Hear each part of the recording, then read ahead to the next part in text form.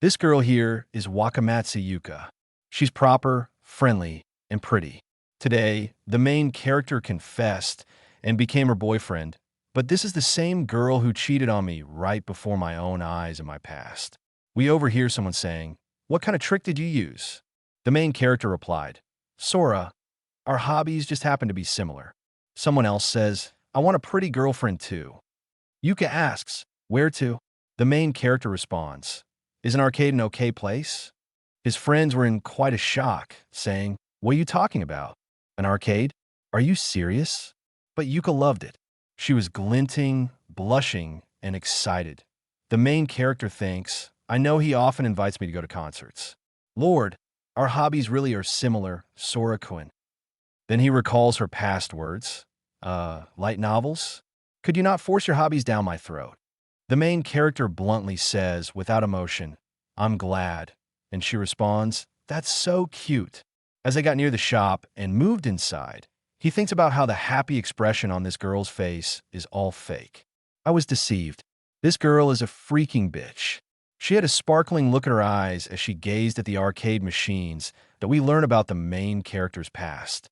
During his third year of middle school, he showed her a picture of her leaving a hotel. They were dating at the time. He asked if she was cheating on him. She said, "Huh? So what's your answer?" He replied, "If you love me, then you should let me do what I want.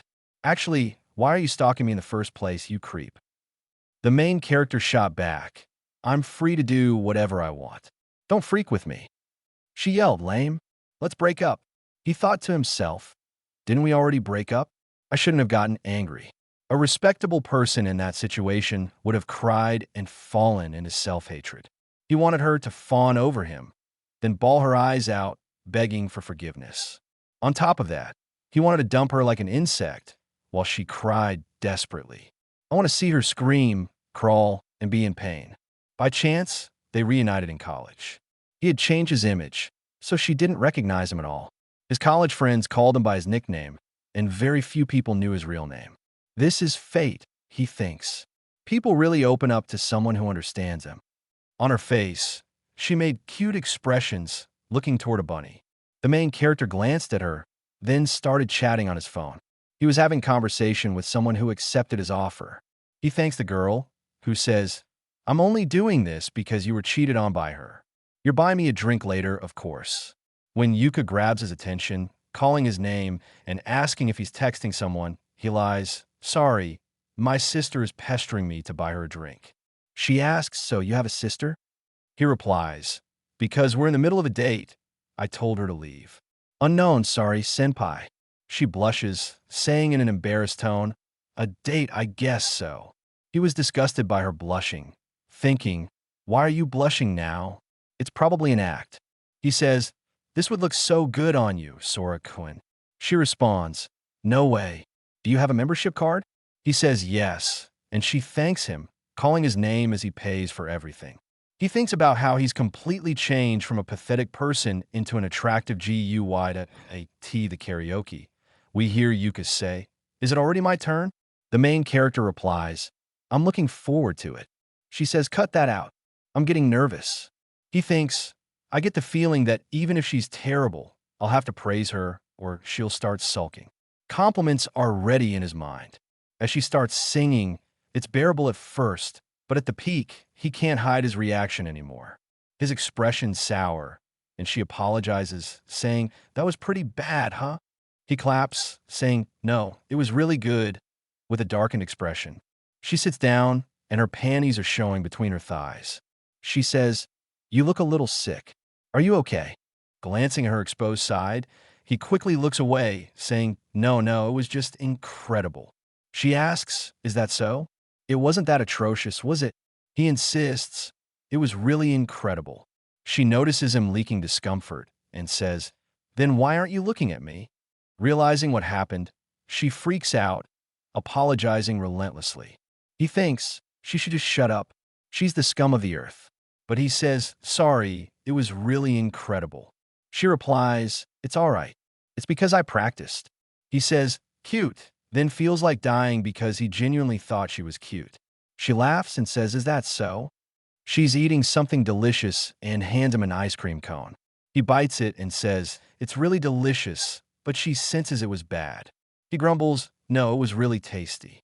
He thinks, "Don't let your guard down. This girl is not as simple as she looks. She'll take anybody." He asks, "Do you have time for dinner? There's a place I want to try." She agrees, saying, "Sure, but you might be overdressed. The restaurant is—" "I'm getting a little nervous." When they arrive, she says, "I like it." He replies, "I like this place very much. It's not too expensive, and it's easy to get to." She blushes, saying, "I can't believe it. We really are made for each other." He looks at her with a blank expression. She continues, "Sora-kun, you're so trendy, but you're always so serious." He replies, "I don't know how to have fun." He thinks, "What you want to say is you like me, don't you?" He remembers how this was the girl who tortured him in the past, and now she's like this. We see her laughing cheerfully, her expressions getting even better. She says, "I can do it." He thinks about how he can do it. He's still texting the girl he asked for help. As Yuka comes out of the washroom, she says, "Sorry for the wait." He replies, "No worries about it." As the evening turns to night, she's surrounded by a blushy glow. He says, "I'm going to conquer this girl. Then I'm going to dump her spectacularly." She replies, "I like you a lot." He tells himself, "I can do it. I can do it. It will work. Should I call Senpai now?" She asks for his contact info, saying she still doesn't have it. He thinks, "I still have the same contact info from middle school, so my plan would have failed, but I lucked out." She says, "I get hit on quite often, you know." He replies, "That's because you're so pretty." He thinks, "Showing off? No one cares. Shut up, you ugly witch." She says, "Sora-kun, it doesn't seem like a bother for you to say something like that. Do you want to know the reason why I like you?" He thinks, "Because I'm not lame? Because I'm good to you? But don't get greedy." He says, "If you want to tell me." She replies, "Foo-foo, you're really calm about this." She says, "You remind me of my old boyfriend." His expression darkens. He thinks, "Not the one from 6 years ago, right? Who compared the current me to the pathetic me?" He asks, "How many boyfriends have you had? Is it because I'm handsome?" She replies, "No, no, you two are nothing alike. He was dull, unattractive, and tacky." He stammers, "What? Were there any good points?" She says, "But he was kind, very kind." He freezes, then says, "But isn't something like kindness worthless?" She laughs, "Of course it matters. For quite a while now, Sora-kun, you casually walk through the path while I try to avoid bumping into people. You match my walking pace. On crowded trains, you let me stand next to the wall. You look up places for us to visit. You pay attention to how well-kept the streets are so I don't get blisters on my feet. You do all these things, don't you? But unlike you, my ex couldn't keep his composure. I guess he was always fishing for compliments. It was so annoying actually asking for them. What pain." He's sinking in dread beside her. She laughs, "But I was happy. I did something really horrible to him. They accused me of cheating.